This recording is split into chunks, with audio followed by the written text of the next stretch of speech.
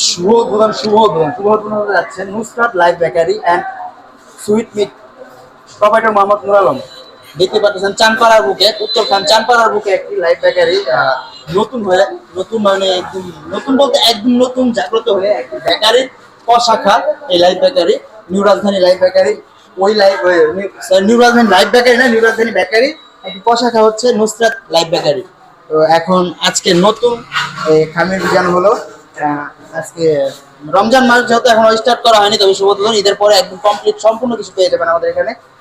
এই যে এখন নতুন খামির ডিজাইন হচ্ছে, নতুন একটি খামির দেখায়, মনে হচ্ছে বিস্কিটের খামির হচ্ছে।